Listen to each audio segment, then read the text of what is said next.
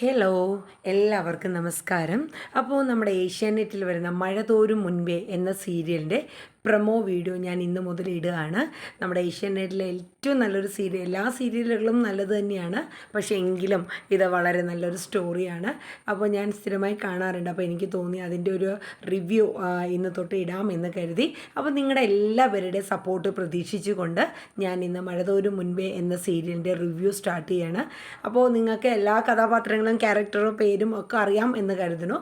അപ്പോൾ നമ്മൾ കഴിഞ്ഞ ദിവസം കണ്ടു നിർത്തിയ രംഗം എന്താണെന്ന് വെച്ചാൽ നമ്മുടെ പിന്നെ അലീനയും നമ്മുടെ മനുവും ഹോസ്പിറ്റലിൽ വെച്ച് അവൾക്ക് ഈ സംഭവം ഉണ്ടായതിനെക്കുറിച്ച് പറഞ്ഞതും എന്തുകൊണ്ടാണ് പോലീസ് വന്നപ്പോൾ നീ അത് മറച്ചു വെച്ചതെന്നൊക്കെ മനു ചോദിക്കുകയും അങ്ങനെയൊക്കെ ചെയ്ത കാര്യങ്ങൾ നമ്മൾ അറിഞ്ഞുവല്ലോ. അത് കഴിഞ്ഞ് നമ്മുടെ വീട്ടിൽ നമ്മുടെ രാമചന്ദ്രൻ വരുന്നതാണ്. വന്നു കഴിയുമ്പോഴത്തേക്ക് നമ്മുടെ വൈജയന്തി ആയിട്ട് ഒരു ചെറിയൊരു വാക്ക് തർക്കം ഉണ്ടാകുന്നുണ്ട്.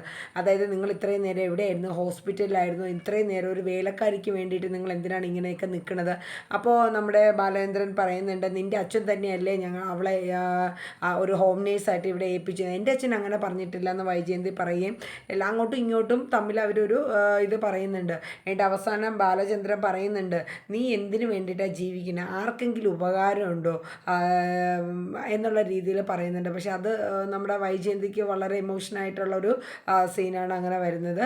അതായത് ഇങ്ങനത്തെ ഒരു ബിംബത്തെയാണോ ഞാൻ ഇത്രയും നാൾ സ്നേഹിച്ചത്, അല്ലെങ്കിൽ ഇത്രയും നാൾ ഞാൻ ആരാധിച്ചത് എന്നുള്ള രീതിയിൽ നമ്മുടെ ബാലചന്ദ്രൻ പറയുകയാണ്. കാരണം എന്ന് വെച്ചാൽ ഈ വൈജയന്തിക്ക് എല്ലാത്തിനും കുറ്റപ്പെടുത്തലും, പ്രത്യേകിച്ച് നമ്മുടെ അലീനേനെ ഒരുപാട് വെറും ഒരു വേലക്കാരിയെക്കാട്ടിലും താഴ്ന്ന രീതിയിലുള്ള സംസാര രീതിയാണ് നമ്മുടെ വൈജയന്തി കാണിക്കുന്നത്. അത്രയും കാണിച്ചുകൊണ്ട് വൈൻഡപ്പ് ചെയ്യാണ്. പിന്നെ പിറ്റേ ദിവസം രാവിലെ കാണിക്കുന്നത് നമ്മുടെ മുത്തശ്ശി ഒരു നോവലോ എന്തോ വായിച്ചുകൊണ്ട് ഇങ്ങനെ കിടക്കുകയാണ്. അപ്പോൾ മുത്തശ്ശിയുടെ കാര്യങ്ങളൊക്കെ ഇപ്പോൾ നോക്കുന്നത് വൈജയന്തി തന്നെയാണ്. അമ്മയുടെ കാര്യങ്ങളൊക്കെ നോക്കുന്ന വൈജയന്തി തന്നെയാണ്. അപ്പോൾ അമ്മയ്ക്ക് അരിഷ്ടം എന്തോ കുടിക്കാനുള്ള ടൈം ആവുകയും നമ്മുടെ വൈജയന്തി അമ്മയ്ക്ക് അരിഷ്ടം എടുത്തു കൊടുക്കുന്നുണ്ട്. അപ്പോൾ അമ്മ വൈജയന്തിയുടെ അടുത്ത് പറയുന്നുണ്ട്, എടി അതിലൊരു ഗുളിക ചാലിച്ചിട്ട് വേണം തരാൻ, ഇത്ര അളവാണെന്നൊക്കെ പറഞ്ഞു കൊടുക്കുന്നുണ്ട്. അപ്പോൾ വൈജയന്തിക്ക് അതെടുക്കാൻ മടിയായിട്ട് വൈജയന്തി പറയുന്നുണ്ട്, ഒരു നേരം മറ്റു ഗുളിക അലിയിച്ച് ഇതിൽ ചേർത്തില്ലെന്നും പറഞ്ഞ് കുഴപ്പമൊന്നുമില്ല അമ്മേ, ഇത് കുടിക്കുമെന്ന് പറഞ്ഞ് വൈജയന്തി നിർബന്ധിച്ച് കൊടുക്കുന്നുണ്ട്. നിനക്ക് എടുക്കാൻ മടിയായിട്ടല്ലേ നീ ഇങ്ങനെ കാണിക്കുന്നതെന്ന് പറയുന്നുണ്ട്. എന്നിട്ട് പിന്നെ വൈജയന്തി അമ്മയോട് എനിക്ക് കുറച്ച് കാര്യങ്ങൾ സംസാരിക്കാനുണ്ട്, എന്നും ബാങ്കിൽ പോയിട്ട് വരുമ്പോൾ ലേറ്റ് ആവും, അതൊക്കെ കൊണ്ടാണ് ഞാൻ പിന്നെ ചോദിക്കാത്തത്, എന്താ വൈജയന്തി നീ എന്ന് പറയാം. അപ്പോൾ അമ്മ എപ്പോഴെങ്കിലും നമ്മുടെ ആഗ്രയിലുള്ള കാര്യങ്ങൾ എന്തെങ്കിലും നമ്മുടെ അലീനയുടെ അടുത്ത് പറഞ്ഞിട്ടുണ്ടോ എന്ന് ചോദിക്കുന്നു. ഞാനോ? ഇല്ലല്ലോടി, എന്തേ അങ്ങനെ ചോദിച്ചാൽ? ഇല്ല, അവൾക്ക് എന്തൊക്കെയോ ചില സംശയങ്ങളോ? എന്ത് സംശയം? അല്ലമ്മേ, എനിക്ക് ശരിക്കും പറഞ്ഞാൽ അവളെ ഒരു പേടി, ഒരു സംശയമാണ്. നീ എന്തിനാ അവളെ പേടിക്കുന്നത്?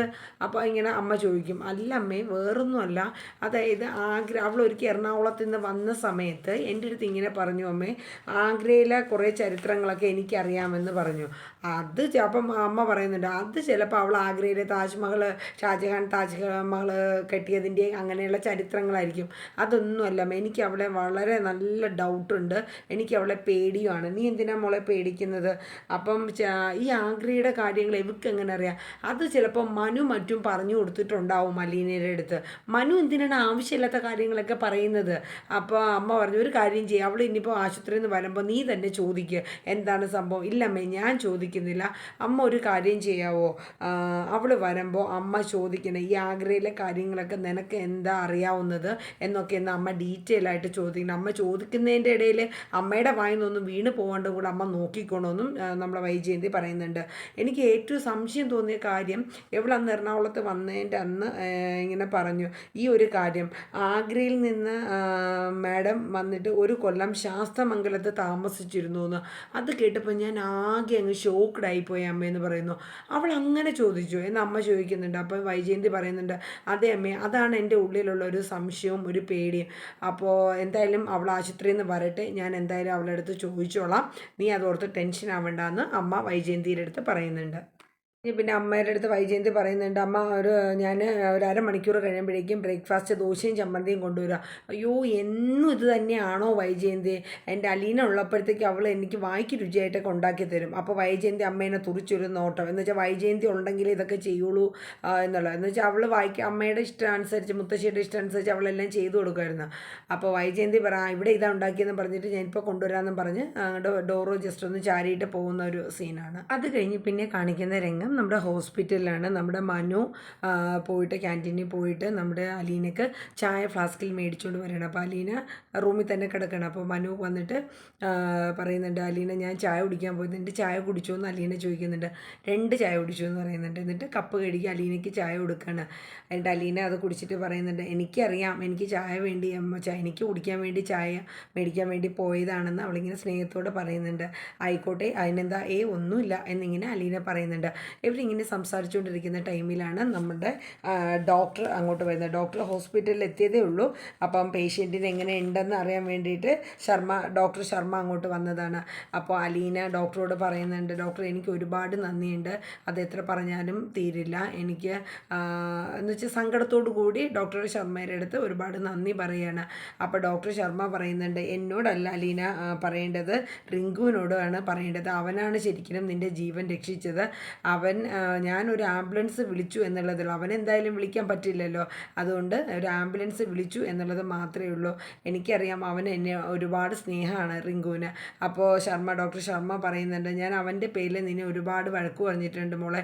എനിക്കിപ്പോഴാണ് മനസ്സിലായത്, ഒരു മൃഗത്തിന് ഒരു മനുഷ്യനെ മനസ്സിലാക്കാൻ പറ്റുന്നിടത്തോളം ആർക്കും പറ്റില്ല. അപ്പോൾ തിരിച്ച് അലീന ഡോക്ടറോട് പറയുന്നുണ്ട്, അതുപോലെ തന്നെയാണ് മനുഷ്യർക്കും ചില മൃഗങ്ങളെ മനസ്സിലാക്കാൻ അങ്ങനെ തന്നെയാണെന്നുള്ള രീതിയിൽ പറയുന്നുണ്ട്. അത് ശരിയാണെന്ന് പറയുന്നുണ്ട്. എന്നിട്ട് ഡോക്ടർ ശർമ്മയുടെ അടുത്ത് നമ്മുടെ മനു പറയുന്നുണ്ട്, ഡോക്ടർ ഞാനാണ് ഇവളുടെ കെയർ ടേക്കർ.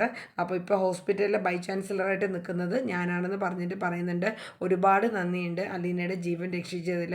മനസ്സിൽ നിന്ന് ഉള്ളിൽ നിന്ന് അത്രയും ഇതോടുകൂടിയാണ് ഡോക്ടറുടെ അടുത്ത് നന്ദി പറയുന്നത്. എനിക്ക് മനസ്സിലാവുന്നുണ്ടോ, എന്തായാലും നന്നായിട്ട് റെസ്റ്റ് എടുക്കുക, ഞാനിപ്പോൾ വന്നേ ഉള്ളൂ, റൗണ്ട്സിന് വരുമ്പോൾ കാണാമെന്ന് പറഞ്ഞിട്ട് ഡോക്ടർ ശർമ്മ പോവാണ്.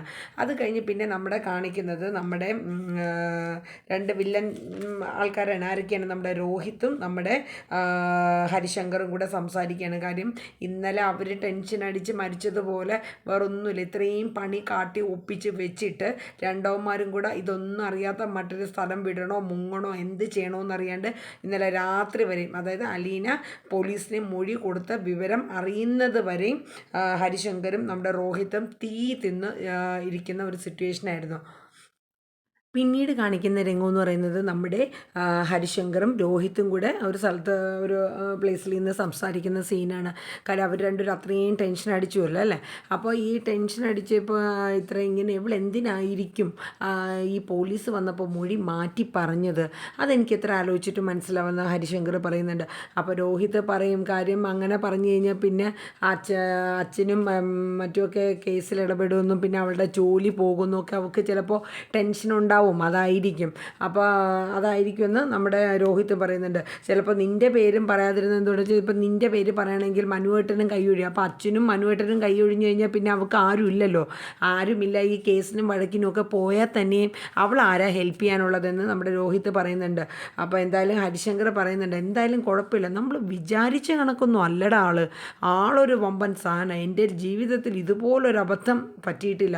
അപ്പോൾ രോഹിത്ത് പറയുന്നുണ്ട്, നിൻ്റെ ഓരോ മണ്ടത്തരങ്ങളൊക്കെ കാണിച്ചിട്ടാണ് ഈ ഒരു ഗതി വന്നത്, ഇനി മേലാൽ ഇന്ന് ഇതുപോലെയുള്ള കേസിനെന്ന് പറഞ്ഞുകൊണ്ട് രോഹിത്ത് ഹരിശങ്കറിനെ വഴക്ക് പറയുന്ന സീനാണ്. പക്ഷേ എന്തായാലും ഒരു കാര്യം, ഹരിശങ്കർ പറയുന്നുണ്ട് രോഹിത്തിൻ്റെ അടുത്ത്, എന്തായാലും ഈ പേരിൽ ബാലചന്ദ്രൻ അങ്കിളിന് നല്ലൊരു എമൗണ്ട് പോവും, ഒരു 1-2 ലക്ഷം രൂപ പോവും എന്തായാലും ഇവളുടെ പേരിൽ. അത് കുഴപ്പമില്ല, എങ്ങനെയെങ്കിലും നമ്മളെ തലേന്ന് ഊരി അത് പോകുമല്ലോ. ഇനിയിപ്പോൾ ഇവൾ വന്നു കഴിഞ്ഞാൽ ഇവളെ ജോലിയിൽ നിന്ന് പറഞ്ഞു വിട്ടാൽ നമുക്ക് പിന്നെ പേടിക്കൊന്നും വേണ്ടല്ലോ എന്നിങ്ങനെ നമ്മുടെ രോഹിത്ത് പറയുന്നുണ്ട്. അപ്പോൾ ഹരിശങ്കർ പറഞ്ഞു, എടാ ഇനിയിപ്പോൾ ജോലിയിൽ നിന്ന് പിരിച്ചു വിട്ടാലും എവള് പോകാൻ ചാൻസ് ഇല്ല, കാരണം അവളെ കയ്യിൽ തുറുപ്പുണ്ടല്ലോ, അതുകൊണ്ട് അവിടെ ഇനി പോകാൻ ചാൻസ് വളരെ കുറവായിരിക്കും. പക്ഷേ എങ്കിലും ഒരു കാര്യം ഞാൻ പറയാം രോഹിത്തെ, ഇവളുടെ കയ്യിൽ ഒരു വജ്രായുധമുണ്ട്. കാര്യം എന്ന് വെച്ചാൽ ഇപ്പോൾ 1 മാസമല്ല 2 മാസമല്ല, ഇനി കൊല്ലങ്ങൾ കഴിഞ്ഞിരുന്നാലും ഇവൾക്ക് ഈ കേസ് വീണ്ടും കുത്തിപ്പൊക്കി കൊണ്ടുവരാം. മനസ്സിലായില്ലേ? അപ്പോൾ അതുകൊണ്ട് നീ അത് നോക്കി ആലോചിച്ച് വേണം നിൽക്കാൻ, ലൈഫിൽ പോകാനെന്ന് പറയാം. അവൾ അങ്ങനെ ചെയ്യുമോ? എന്തായാലും കുഴപ്പമില്ല, എന്തായാലും നമ്മൾ ഇപ്പോഴത്തെ കാര്യം നമുക്ക് സേഫ് ആയല്ലോ, അപ്പോൾ നമുക്ക് എന്തായാലും വരുന്നിടത്ത് വെച്ച് കാണാമെന്നുള്ള രീതിയിൽ രോഹിത്ത് പറയാണ്. പിന്നെ നേരെ കാണിക്കുന്ന നമ്മുടെ ഹോസ്പിറ്റലിലെ രംഗമാണ്. അത് കഴിഞ്ഞിട്ട് പിന്നെ നമ്മുടെ അലീനയുടെ പിന്നെ റൂമിൽ ഡോക്ടർ റൗണ്ട്സിന് വരികയാണ്.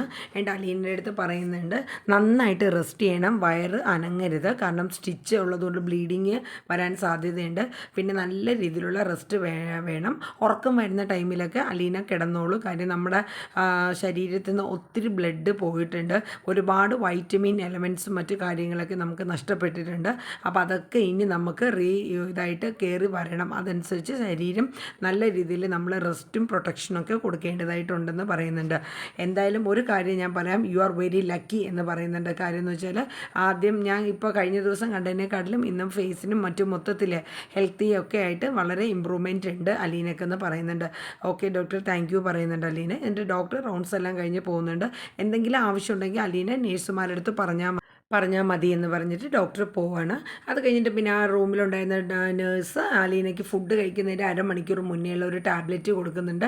അതൊക്കെ കഴിച്ചിട്ട് പറയുന്നുണ്ട് ഇനി അരമണിക്കൂർ കഴിഞ്ഞിട്ട് എന്തെങ്കിലും ഫുഡ് കഴിച്ചോളാൻ പറഞ്ഞു. അപ്പോൾ ചോദിക്കുക എന്ത് ഫുഡാണ് കഴിക്കേണ്ടതെന്ന് അലീന ചോദിക്കുന്നുണ്ട്. അപ്പോൾ ഈ ടൈമിൽ ഡോക്ടർ വന്ന ടൈമിൽ നമ്മുടെ മനു പുറത്തോട്ട് ഇറങ്ങി നിൽക്കുകയാണ്. അപ്പോൾ ഇപ്പോൾ റൂമിൽ അലീനയും നേഴ്സും മാത്രമേ ഉള്ളൂ. ഡോക്ടർ വന്നിട്ട് പോവുകയും ചെയ്തു. അപ്പോൾ എന്നിട്ട് നേഴ്സ് പറയുന്നുണ്ട് ഫുഡ് എന്ത് വേണമെങ്കിലും കഴിക്കാം, എന്ന് വെച്ചിട്ട് കപ്പ ബിരിയാണി ഒന്നും മേടിച്ച് കഴിക്കേണ്ടെന്ന് പറഞ്ഞ് ആണ് നേഴ്സ് പോകുന്നത്. അപ്പോൾ അത് കഴിഞ്ഞിട്ട് പിന്നെ നമ്മുടെ റൂമിലോട്ട് അലീന കിടക്കുന്ന റൂമിലോട്ട് ബാലചന്ദ്രനും നമ്മുടെ മനുവും കൂടെ ആയിട്ട് ഒരുമിച്ച് കയറി വരികയാണ്. അപ്പോൾ ബാലചന്ദ്രനെ കണ്ട ഉടനെ തന്നെ അലീന എഴുന്നേൽക്കാൻ വേണ്ടി ശ്രമിക്കണം. വേണ്ട എഴുന്നേൽക്കൊന്നുമില്ല, അതൊക്കെ പിന്നെ ഇപ്പം നന്നായിട്ട് റെസ്റ്റ് എടുക്കുക, എന്തായാലും മോളെ നീ നന്നായിട്ട് പേടിപ്പിച്ചു ഞങ്ങളെ, ഇപ്പം എങ്ങനെയുണ്ടെന്നൊക്കെ ചോദിച്ച് ആശ്വാസപ്പെടുത്തി അവളെ. എൻ്റെ ബാലചന്ദ്രൻ ചോദിക്കുന്നുണ്ട് ഇന്നലെ ഈ സമയം ഞങ്ങൾ ദൈവങ്ങളെ വിളിച്ചുകൊണ്ടിരിക്കുകയായിരുന്നു, കാര്യം നിൻ്റെ കണ്ണൊന്ന് തുറന്ന് നല്ല രീതിയിൽ നീ തിരിച്ചു വരണേ എന്നുള്ള പ്രാർത്ഥന മാത്രമായിരുന്നു ഞങ്ങൾക്ക്. അതുകൊണ്ട് നീ ഇന്നിപ്പോൾ ഞങ്ങളെ ഈ കണ്ണ് തുറന്ന് ഞങ്ങളേക്ക് നോക്കുമ്പോൾ ഞങ്ങൾക്ക് വലിയ ആശ്വാസമാണ് മോളെ എന്ന് പറയുന്നുണ്ട്. അപ്പോൾ അലീന ബാലേന്ദ്രൻ്റെ അടുത്ത് പറയുന്നുണ്ട് സാറേ, ഞാൻ ഒരിക്കലും അറിഞ്ഞുകൊണ്ട് വിഷമിപ്പിക്കണമെന്ന് വിചാരിച്ചില്ല, അതൊന്നും സാരമില്ല മോളെ, പോട്ടെ, കുഴപ്പമില്ല, എന്തായാലും നിനക്കിപ്പോൾ എങ്ങനെയുണ്ട്, ഭേദമായിട്ടുണ്ടോ എന്നിങ്ങനെ ചോദിക്കുന്നുണ്ട്. പക്ഷേ ഇങ്ങനെ അലീനയും ബാലേന്ദ്രനും സംസാരിക്കുന്ന സമയത്തും നമ്മുടെ മനുവിൻ്റെ മുഖത്തും കണ്ണിലും ആകെ ഒരു ടെൻഷനാണ്. ടെൻഷൻ മീൻസ് ഇങ്ങനത്തെ ഒരു സംഭവമാണല്ലോ ഉണ്ടായത്, അങ്കിളിൻ്റെ അടുത്ത് അത് പറയണോ വേണ്ടിയോ എന്നുള്ള ആകെ ഒരു ബുദ്ധിമുട്ടാണ്. എൻ്റെ മനുവിനോട് നമ്മുടെ ബാലേന്ദ്രൻ പറയും മോനെ നീ ഇനി പൊക്കോളൂ, പോയി വീട്ടിൽ പോയി ചെയ്തോളൂ, നിനക്ക് ജോലിക്ക് പോകണ്ടേ. ഇല്ല അങ്കിള് പൊക്കോളൂ, ഷോപ്പിലോട്ട് പൊക്കോളൂ, എന്തായാലും ഞാൻ എൻ്റെ ലാപ്പ് കാറിൽ ഇരിപ്പുണ്ട്, ഞാൻ എന്തായാലും ലാപ്പ് വർക്ക് അറ്റ് ഹോം എന്ന് പറഞ്ഞ് പറയുന്നുണ്ട്. ഞാൻ എന്തായാലും ജോലി ഇവിടെ ഇരുന്ന് തന്നെയാണെങ്കിൽ എനിക്ക് ചെയ്യാൻ പറ്റും, എന്നാലും വീട്ടിൽ പോകണ്ടേ മോനെ, നീ ഇന്നലെ ഉറക്കം ഒഴിഞ്ഞില്ല. ഇല്ല അങ്കിള് ധൈര്യമായിട്ട് പൊക്കോളൂ, ഞാൻ ഇവിടെ ഉണ്ടല്ലോ, അതെ നീ ഉള്ളതാണ് എൻ്റെ ഒരു സമാധാനം എന്ന് ബാലേന്ദ്രൻ പറയുന്നുണ്ട്. എൻ്റെ ബാലേന്ദ്രൻ പറയുന്നുണ്ട് മോളെ ഞാൻ ഉച്ച കഴിഞ്ഞ് വരാം, ശരി എന്നാൽ പോയിട്ട് വരട്ടെ എന്ന് പറഞ്ഞിട്ട് ബാലേന്ദ്രൻ അവിടെ നിന്ന് ഇറങ്ങുന്ന ഒരു രംഗമാണ്. അത് കഴിഞ്ഞ് പിന്നെ നേരെ കാണിക്കുന്നത് നമ്മുടെ കമല നമ്മുടെ വൈജയന്തിനെ ഒന്ന് കോൾ ചെയ്യാണ്. എൻ്റെ വൈജയന്തിയുടെ അടുത്ത് ദേഷ്യപ്പെട്ട് പറയണം നിങ്ങളിതെന്താണ് കാണിക്കുന്നത്, മനു ഇതുവരെ വന്നിട്ടില്ല, അവൻ എന്തിനാണ് ഇവളുടെ മൂടും താങ്ങി അവിടെ നിൽക്കുന്നതെന്ന് ചോദിക്കുന്നുണ്ട്. നിങ്ങളുടെ സർവൻറ്റിന് നിങ്ങൾ നിൽക്കേണ്ട മനുവിന് എന്തിനാ ആരിവിടെ നിർത്തി കമലയിട്ടെത്തി, ഞാൻ നിൽക്കുമെന്നും പറഞ്ഞുകൊണ്ട് അവനല്ലേ മല്ലായിട്ട് നിൽക്കുന്നതെന്ന് നമ്മുടെ വൈജയന്തി പറയുന്നുണ്ട്. ഇവൻ ഇത് എന്തുദ്ദേശിച്ചാണ് വൈജയന്തി, എനിക്കൊന്നും മനസ്സിലാവുന്നില്ല. ഞാൻ കമലേട്ടത്തിയുടെ അടുത്ത് അന്നേ പറഞ്ഞുവല്ലോ, എവളെ കണ്ണും കയ്യും ഒക്കെ കാണിച്ച് അവനെ വശീകരിച്ച് ആക്കി എടുത്തിട്ടുണ്ട്, ഇനി പറഞ്ഞിട്ട് കാര്യമൊന്നുമില്ല എന്നിങ്ങനെ നമ്മുടെ വൈജയന്തി പറയുന്നുണ്ട്. അപ്പോൾ കമല പറയുന്നുണ്ട് ഞാൻ എന്നാൽ നമ്മുടെ ബാലേന്ദ്രൻ്റെ അടുത്ത് പറഞ്ഞിട്ട് വല്ല കാര്യമുണ്ടോ, എനിക്കൊന്നും മനസ്സിലാവില്ല, ഇതുപോലൊരു നാണക്കേട് ജീവിതത്തിൽ ഇനിയില്ല, ഇവൻ ഇത് എന്ത് കണ്ടിട്ടാണ് ഇതിങ്ങനെ പോകുന്നതെന്ന് എനിക്ക് മനസ്സിലാവുന്നില്ല. അപ്പോൾ വൈജയന്തി പറയും ബെസ്റ്റ് ബാലേന്ദ്രൻ, മനുവും ബാലേന്ദ്രനും കൂടെ ചേർന്നിട്ടാണ് എല്ലാ കാര്യങ്ങളും അവിടെ പ്ലാൻ ചെയ്യുന്നത്, അവിടെ അതൊന്നും മേക്കൂല. എൻ്റെ വൈജയന്തി പറയുന്നുണ്ട് ഇതിൽ നിന്നും ഭേദം നമ്മുടെ ഹരിശങ്കർ തന്നെ, അവന് പിന്നെയും ഒളിവും മറവും ഒക്കെ ഉണ്ട്, ഇവന് പിന്നെ ഒരു നാണവുമില്ല എന്ന് എന്ന് പറഞ്ഞിട്ട് ഇവിടെ നേരെ നോക്കുമ്പോഴത്തേക്ക് നമ്മുടെ ബാലേന്ദ്രൻ അപ്പുറത്തോട്ട് നിൽക്കുകയാണ്. ഓ, ഒളിച്ചു നിന്ന് കേൾക്കുകയായിരിക്കും അല്ലേ ഞങ്ങൾ പറയുന്നതെന്ന്. അപ്പോൾ ബാലേന്ദ്രൻ പറഞ്ഞു, അയ്യോ നിർത്തണ്ട, കണ്ടിന്യൂ ചെയ്ത് പറഞ്ഞോളൂ എന്ന് പറഞ്ഞ് ബാലചന്ദ്രൻ വൈജയന്തിയുടെ അടുത്ത് പറയാണ്. നീ കണ്ടിന്യൂ ചെയ്തോ എന്ന് ബാലേന്ദ്രൻ പറയുന്നുണ്ട്. അപ്പോൾ നമ്മുടെ വൈജയന്തി പറയുന്നുണ്ട്, ഇല്ല ഞാൻ നിർത്തിയേക്കാം. അയ്യോ ഒന്നുമില്ല, നിർത്തണ്ട, നീ കണ്ടിന്യൂ ചെയ്തോ. ഓ, എങ്ങനെ ഒരു ബിംബം പോലെ കണ്ടിരുന്ന ആളുടെ വായിന്ന് വരുന്ന ഓരോ വാക്കുകൾ, ഓ നിന്നെ സമ്മതിക്കണോ, എന്തേ ഞാൻ പറഞ്ഞത് അത്ര രസിച്ചില്ലേന്ന് നമ്മുടെ വൈജയന്തി ചോദിക്കുന്നത്. എന്നിട്ട് ബാലേന്ദ്രൻ പറഞ്ഞു, നീ സ്റ്റോപ്പ് ചെയ്യണ്ട, കണ്ടിന്യൂ ചെയ്തോ എന്ന് പറഞ്ഞിട്ട് ബാലേന്ദ്രൻ കയറി പോകണം അവളൊരു നോട്ടം നോക്കിയിട്ട്. എന്നിട്ട് നമ്മുടെ വൈജയന്തിയുടെ കോളിൽ നമ്മുടെ കമല ഏട്ടത്തി നിൽക്കണല്ലോ. എന്നിട്ട് ആരാ വൈജയന്തി? അപ്പം കമലേട്ടത്തിൻ്റെ അടുത്ത് വൈജയന്തി പറയും, ഞാൻ പറഞ്ഞതൊന്നും ബാലേന്ദ്രൻ അങ്ങോട്ട് ഇഷ്ടപ്പെട്ടിട്ടില്ല, എന്നെ വഴക്ക് പറഞ്ഞതാന്ന് പറഞ്ഞു. അപ്പോൾ പറഞ്ഞു, ഇനിയിപ്പോൾ ഞാൻ എന്താ ചെയ്യണം, എൻ്റെ ദണ്ണം കൊണ്ട് വിളിച്ചു പോയതാ വൈജയന്തി, ഇനിയിപ്പോൾ ബാലേന്ദ്രൻ്റെ അടുത്തും പറഞ്ഞിട്ടും കാര്യമില്ലല്ലോ, അവർ രണ്ടും ഒരു സെറ്റാണല്ലോ, പറഞ്ഞിട്ടും കാര്യമില്ല, ഞാൻ ഇനി എന്തെങ്കിലും ചെയ്യാൻ, ഞാൻ നീ വെക്ക് ഫോണെന്ന് പറഞ്ഞിട്ട് കമല സങ്കടപ്പെട്ട് ഫോൺ വെക്കുകയാണ്. എന്നിട്ട് കമല ജസ്റ്റ് ആലോചിച്ച് നിൽക്കുന്ന, അതുപോലെ നമ്മുടെ വൈജയന്തി കോൾ കട്ട് ചെയ്ത് ആലോചിച്ച് നിൽക്കുന്ന ഒരു രംഗമാണ്. അപ്പോൾ എന്തായാലും ഈ ഒരു സീരിയൽ എന്ന് പറയുന്ന മഴതോരും മുൻപ് വളരെ നല്ല ഒരു പ്രത്യേക നമുക്കൊരു ഫിലിം കാണുന്ന ഒരു സീൻ പോലെയൊക്കെയാണ് എനിക്ക് തോന്നിയിട്ടുള്ളത്. നല്ല സ്റ്റോറിയാണ്. അപ്പോൾ നിങ്ങളെല്ലാവരും കാണുന്നുണ്ടെന്ന് തോന്നുന്നു. അപ്പോൾ ഡെയിലി വരുന്ന ഓരോ ഡെയിലിയും പ്രൊമോ വീഡിയോ ഞാൻ എല്ലാ ദിവസവും ഇടുന്നതാണ്. അപ്പോൾ നിങ്ങളെല്ലാവരും കണ്ട് സപ്പോർട്ട് ചെയ്യുക. Thank you, bye, take care.